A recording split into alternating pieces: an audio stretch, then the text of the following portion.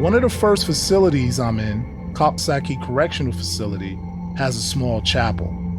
There are 10 rows of pews that maybe only sit 4 people. The light is soft, dim. There are no statues like a traditional church or stained glass windows. But nonetheless, the smell of wood in this place calms me. It's not a space that is completely quiet. The chaplain preaches, and prison inmates sing the hymns.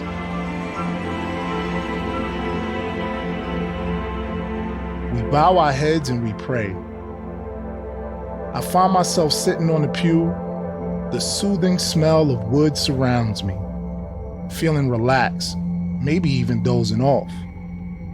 It's a meditative space for me, a place where I know I'm safe. I can let my guard down.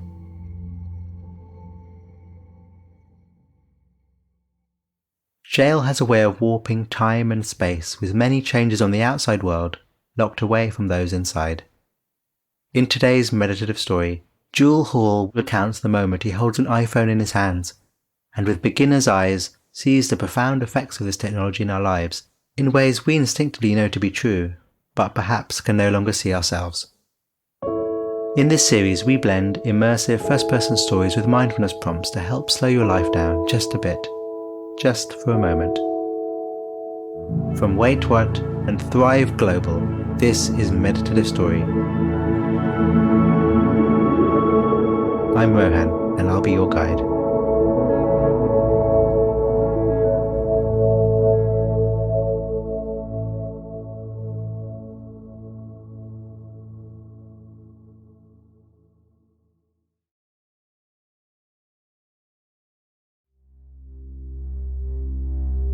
The body relaxed. The body breathing. Your senses open, your mind open. Meeting the world.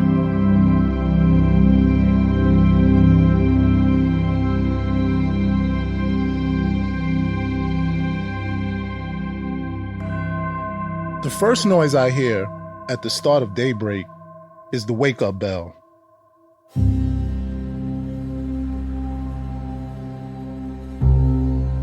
It's hard to keep track of time, but I've learned the bell usually tolls around 6 a.m. It's a forceful and penetrating noise. It shakes me out of sleep. This bell tells me the officers are making their rounds, taking their account, making sure no one has escaped. In prison, different bells signal different times of the day. A roaring gong tells you to wake up. Time for the officers to make his or her rounds. An eccentric bell means it's time for chow.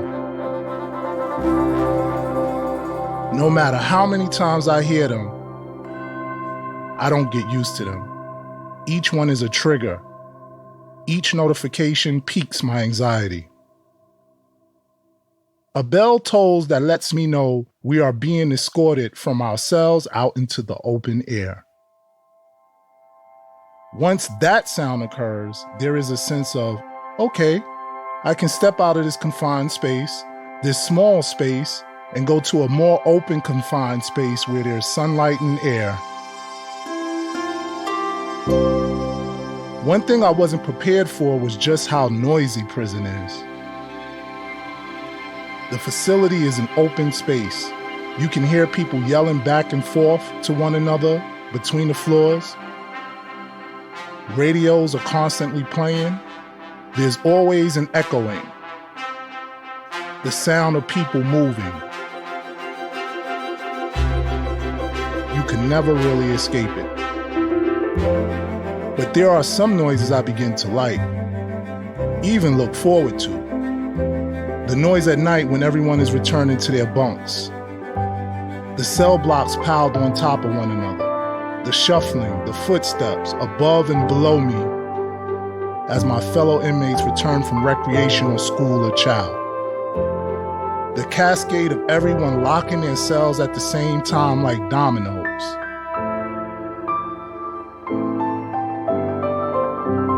The sounds of keys rolls on for about 2 or 3 minutes. 80 to 100 cells. It's a sound I appreciate. These are sounds that humans make. I'm human. I'm part of a community. It's also a sign to me that quiet is coming as people start to fall asleep. That is a noise I welcome.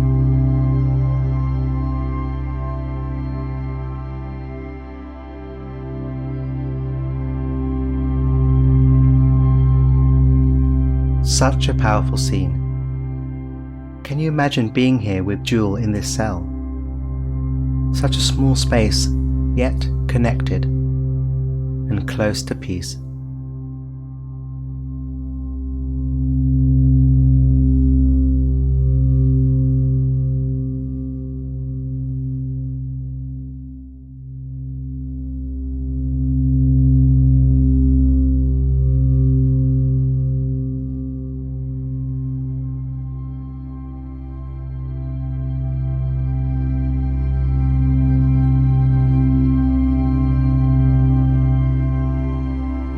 During the early years of my incarceration, I put on headphones to cover the constant noise of prison with music.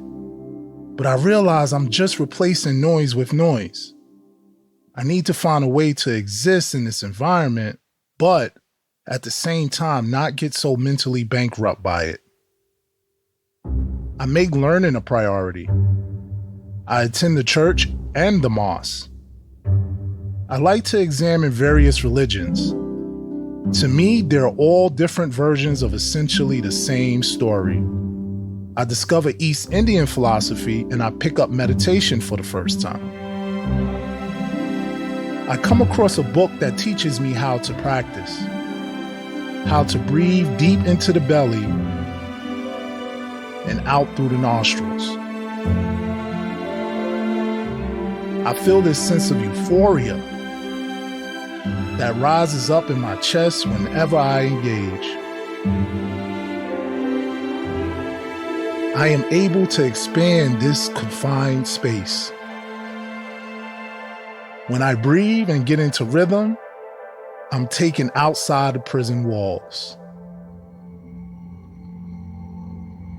One of the first facilities I'm in, Coxsackie Correctional Facility, has a small chapel. There are 10 rows of pews that maybe only sit 4 people. The light is soft, dim. There are no statues like a traditional church or stained glass windows. But nonetheless, the smell of wood in this place calms me. It's not a space that is completely quiet. The chaplain preaches and prison inmates sing the hymns. We bow our heads and we pray. I find myself sitting on the pew. The soothing smell of wood surrounds me, feeling relaxed, maybe even dozing off. It's a meditative space for me, a place where I know I'm safe. I can let my guard down. I start to see this practice change me from the inside out. I'm calmer, I'm more at peace. One morning, the cell doors open and 2 men immediately emerge and start running at one another. A fight breaks out. Violence produces a fight or flight response in people. A lot of people choose to fight, but I have this sudden sense of calm, this knowing that this has nothing to do with me. I'm not going to let it harden me. All I need to do is stand by myself away from the scuffle. I tell myself, remain calm, breathe, allow whatever violence there is to occur outside of you. I hear the officers yell, "Get back in your cells, get back in your cells." I am not roused. It's the practice. I'm sure of it. It allows me to be exposed to violence and anxiety and screaming without a reaction. Observing it without being inside it. Deep calm overtakes me.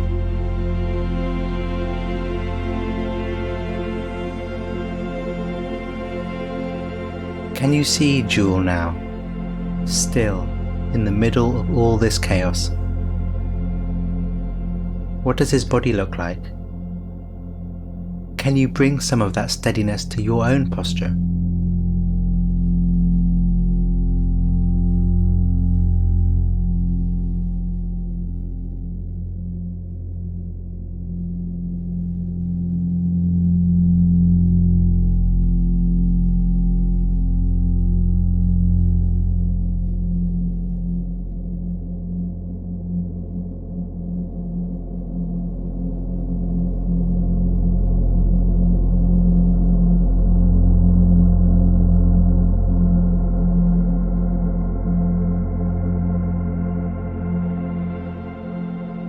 I was incarcerated at 17 years old for a violent offense.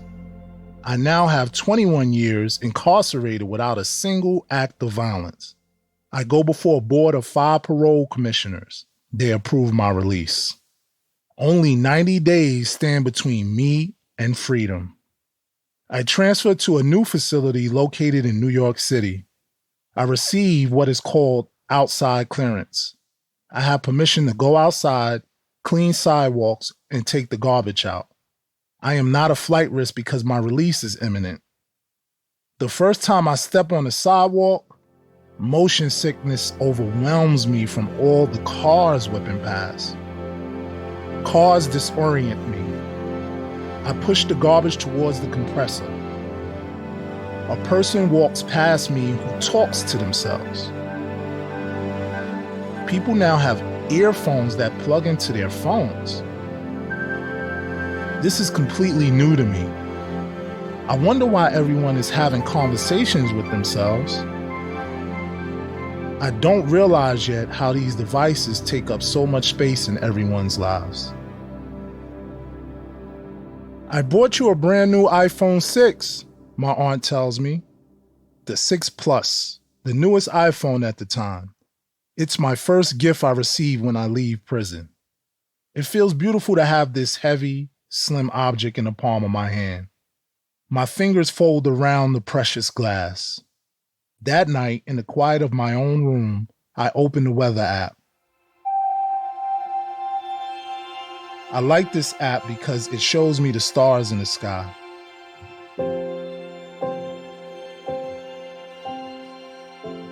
I literally catch myself just staring at the pictures, the images of the weather, and the starry sky. I think, wow, this is so beautiful. This little device is just for me. A window to the sky. I'm inside with a roof over my head, but I can still see the stars.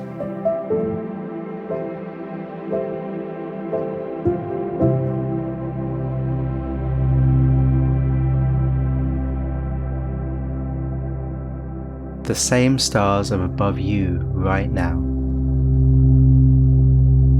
You most likely can't see them in this moment, but they're right there.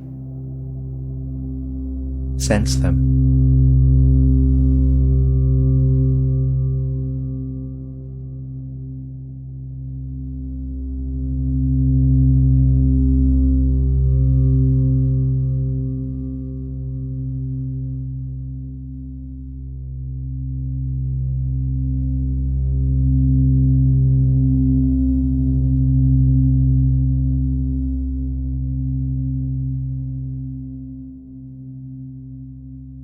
I am overwhelmed by how easily I have become attached to this slim device bursting with noises.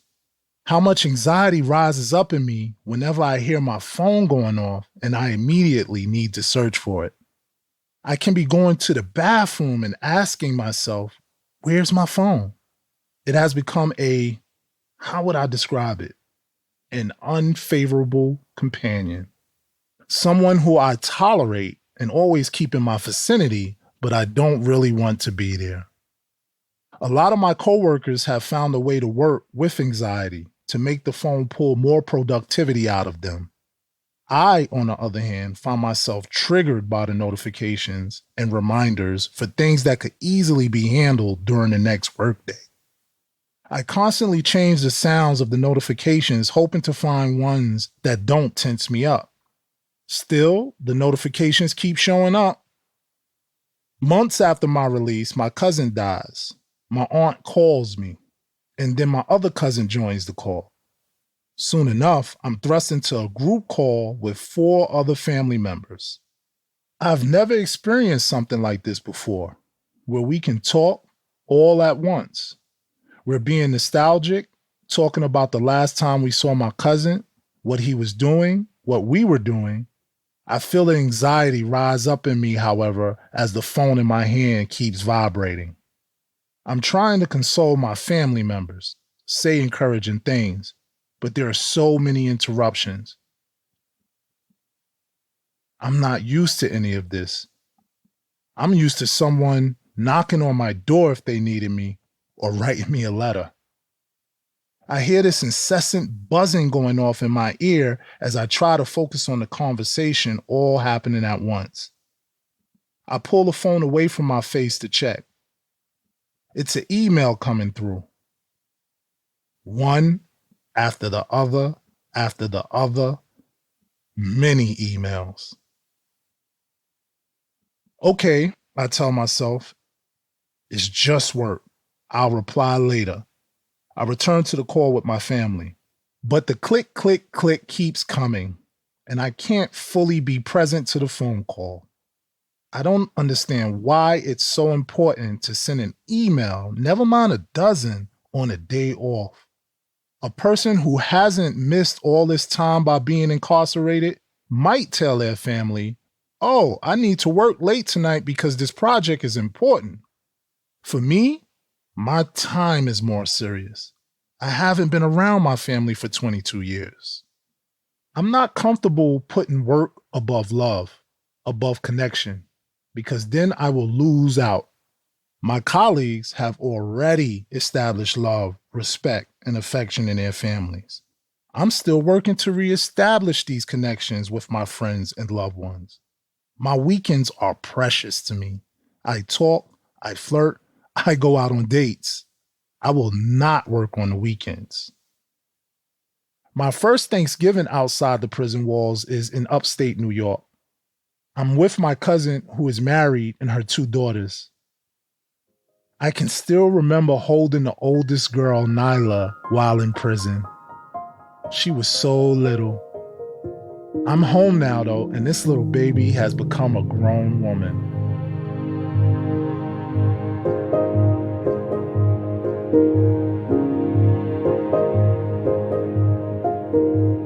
It feels so good to have this first Thanksgiving with my family.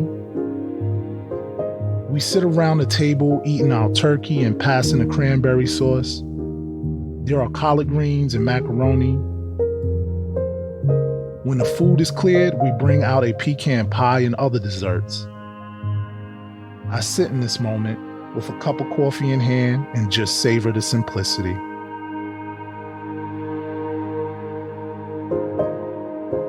There's nothing so special about it but pecan pie and the coffee and the voices of my family. It is all so perfect. The adults are at one end of the table having adult conversations about the world and politics, that sort of stuff. I notice out of the corner of my eye, my nieces have this way of being physically present at the table, but with their phones in their laps, readily available. They pull out their phones and look at them. So much of the family is happy to see me. I feel bombarded by questions and all the attention on me. But I keep shifting my attention back to my nieces. I'm asking them questions like, what are you looking at? Who are you texting? Is that your boyfriend? I want to engage them in conversation and cause them to not look at their phones. They are laughing and giggling as we talk. I keep being pulled back into the adult conversation.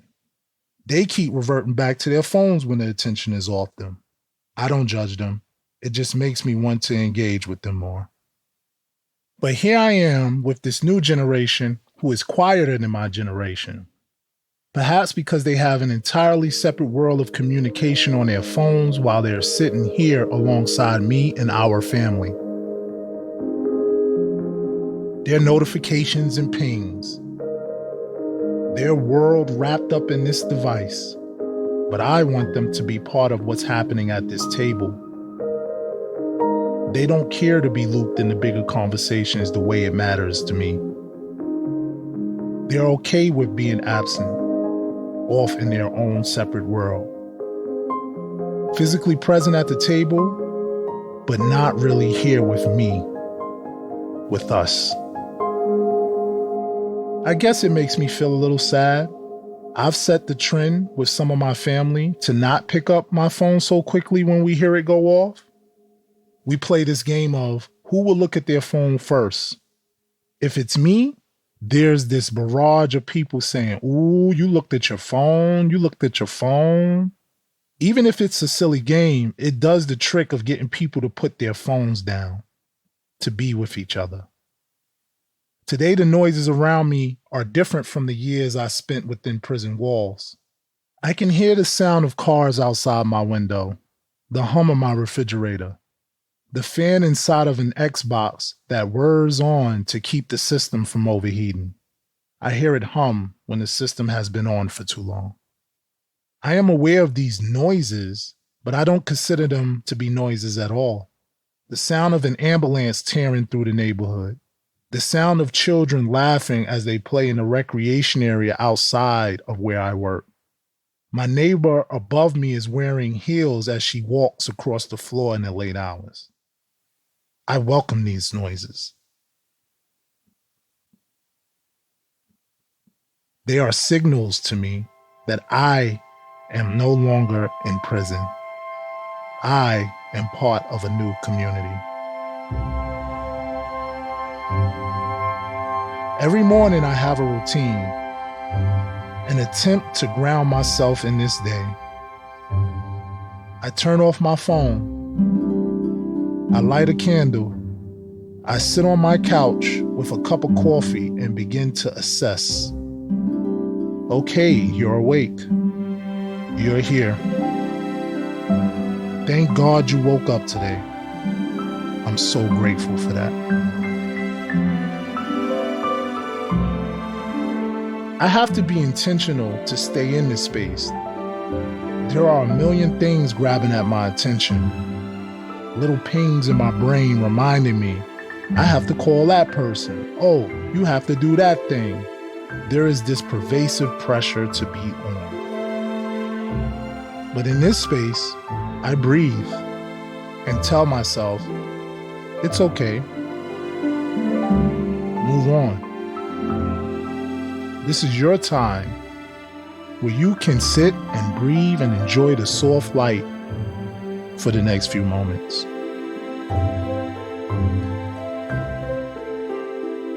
It'll all be there when you finish. It'll all be there waiting for you when you turn it back on.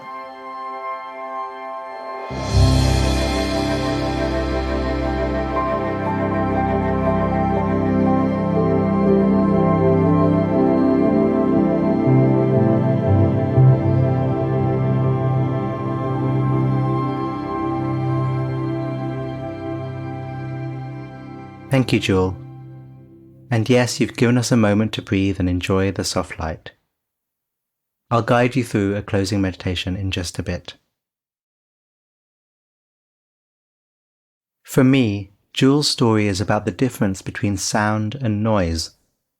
There's always something to hear. When it arises and we're able to know it and let it go, it's just sound. But when it arises and disturbs the mind, agitates us, carries us away, then it's noise. So for these last few minutes together, let's explore that a little. Sitting or lying comfortably, letting the breath be. No need for it to be any different to how it is. No big deal. the eyes soft, your senses switched on but relaxed, your awareness switched on but relaxed. No big deal.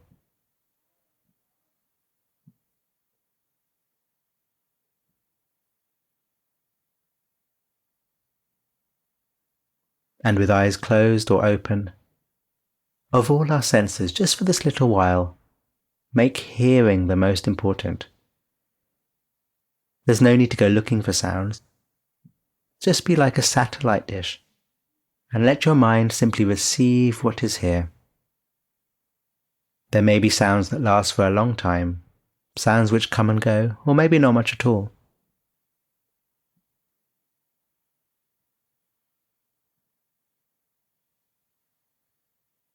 There may be noises that disturb you. Notice when that happens.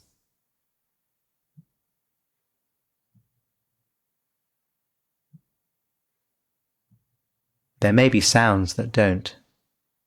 Notice that.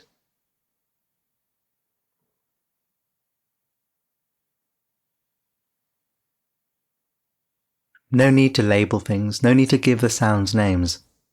Just resting the mind with the sense of hearing, just like Jule did as the night drew in his cell. Tuning in to what is here to be heard as it presents itself all around you.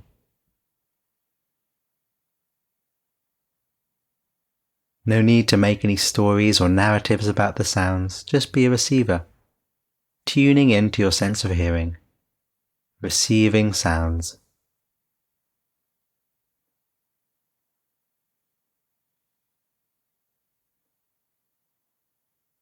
And when you get distracted, carried away by noise, because you will, just bring the attention back into the simplicity of hearing, allowing your sense of hearing to be relaxed and open and receptive.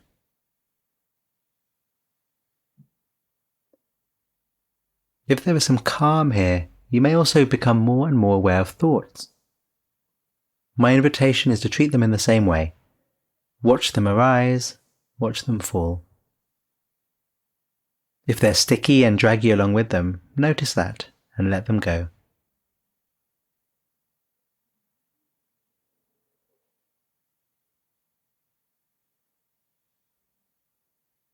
Allowing sounds, relaxing around noise, turning noise just into sound.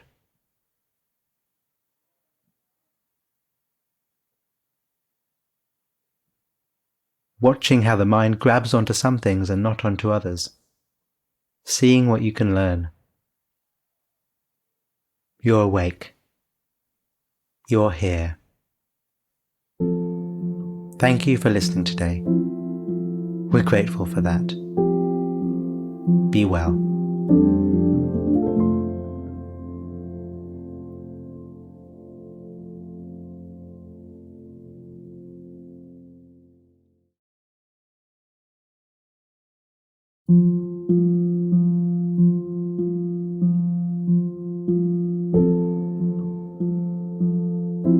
Meditative Story is a WaitWhat original in partnership with Thrive Global.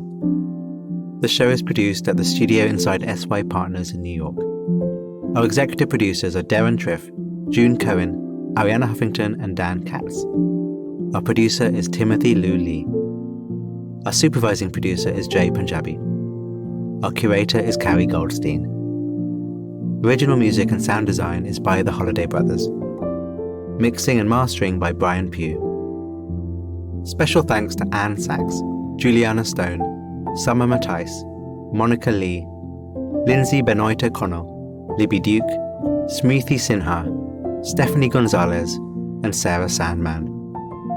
And I'm Rohan Gunatillake, creator of the Buddhify meditation app and your host. Visit meditativestory.com to find the transcript for this episode.